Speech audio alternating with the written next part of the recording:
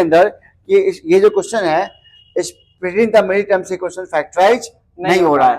तो अब इस क्वेश्चन को सॉल्व कैसे करेंगे आप ये उमेश हमको इस वीडियो में एक्सप्लेन करेंगे। चलिए उमेश बताइए इस क्वेश्चन को कैसे हम लोग सॉल्व करेंगे। अब जब कुछ इस तरह से हो तो हम लोग यूज करेंगे श्रीधराचार्य फॉर्मूला का, ठीक है, या दूसरा नाम क्या है इसका क्वाड्रेटिक फॉर्मूला। इसमें क्या सबसे पहले स्टेप क्या फॉलो करते हैं? सबसे पहले स्टेप हम लोगों को ये करना है कि हम लोग को पहले डी निकालना है। जब डी निकल जाए तो हम लोग को एक्स से ये करना। अच्छा, डी के क्या 3 कंडीशन लिखे हुए हैं, क्या क्या कंडीशंस हैं? डी के 3 कंडीशन होते हैं। पहला तो जब डी इक्वल टू 0 होगा तो रियल एंड इक्वल रूट्स आएगा। Very good. और जब डी 0 से बड़ा होगा तो रियल एंड अनइक्वल रूट आएगा। ठीक है। बट डी जब 0 से छोटा होगा, नेगेटिव होगा, तो उसके रूट्स नहीं निकलेंगे, मतलब एक्स का मान नहीं निकलेंगे।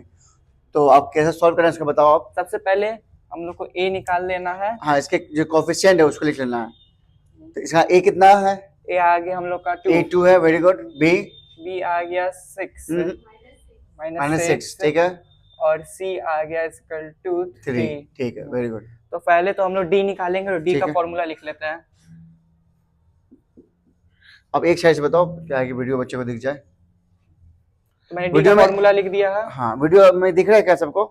चलो सबसे पहले हम लोग लिख लेंगे बी कितना है 6 का स्क्वायर माइनस, ठीक है, 4 into 2 into B, B C आया हम लोग का 3, ठीक है।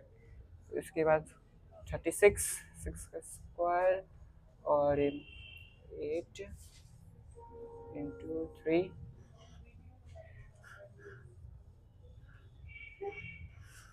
24, ठीक है आपका यहाँ तक। तो डिफरेंस कितना जाएगा इसका घट के? तो डी 12 आया है। तो आप लोग समझ गए कि इसका हमने क्या करना है। ये पहले हम इसका कोएफिशिएंट लिख लेंगे, ए बी और सी कितना आया, ठीक है। उसका हमको क्या निकालना है, इसका डी निकालना है। डी क्या होता है 20 का -4ac। बी का वैल्यू पुट किया कितना -6 का स्क्वायर -4 इंटू ए कितना है 2 और सी कितना है 3। इसको सॉल्व कितना आया 12। अब मुझे बताओ इसमें से कौन सा कंडीशन अप्लाई होगा? इसमें से कंडीशन अप्लाई होगा ये वाला। हाँ, कि डी का वैल्यू क्या है 0 से ग्रेटर है। अब मुझे क्या निकालना है x। तो x का वैल्यू पुट कीजिए यहाँ पे। पहले फॉर्मूला लिखो। एक साइड से बताओ, एक साइड से, वीडियो में सबको दिखे। हाँ, आप एक साइड से बताओ, ठीक है।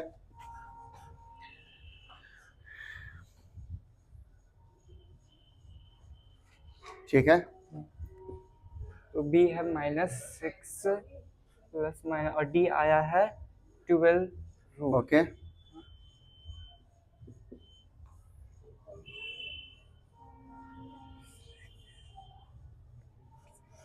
माइनस माइनस यहाँ पे प्लस हो जाएगा ना।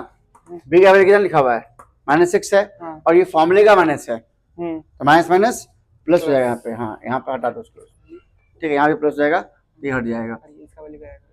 हाँ, अब √12 का वैल्यू बताओ कितना जाएगा। √12 का ब्रेक कर लो, इसका फैक्टर निकालो कितना है 2, फिर 6 से 2 यहाँ 3, 2 बाहर निकलेगा तो 2√3 हो जाएगा। 2√3 डिवाइड बाई, हाँ, और ए का मान कितना है? ए का मान आया है 2 है, ठीक है। तो x इक्वल टू 6, एक बार प्लस, ठीक, डिवाइड बाई 4। हाँ, अब एक बार ऐसे ऐसे करते हैं। देखो इधर चलो, इधर ऐसा तो नहीं हमने बताया आपको। यहाँ वैल्यू कितना आया 6 प्लस माइनस √100 2√3 और डिवाइड कितना आया 4 आया। तो एक बार क्या लिखना है प्लस, एक बार क्या लिखना है माइनस। तो प्लस लिखो 6 प्लस 2√3 और डिवाइड बाई 4, ये है x। इसमें से कॉमन क्या है दोनों में से? 2 आएगा। उसके बाद कट करेंगे तो x इक्वल टू क्या जाएगा 2, यहाँ जाएगा 3 प्लस √3 और डिवाइड बाई कितना 4 कट जाएगा कितने बार में 2 टाइम। फर्स्ट वैल्यू कितना आ गया 3 प्लस √3 बाई 2।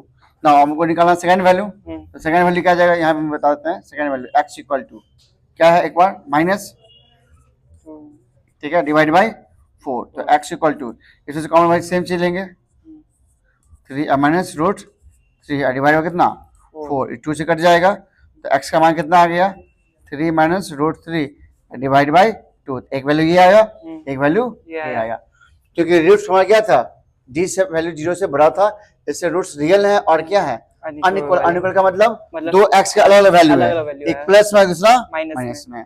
आई होप आप सबको समझ में आया, आप सबको समझ में आया, समझ में आया सबको, आप समझे? हाँ आप जो गलतियां पे कर रहे थे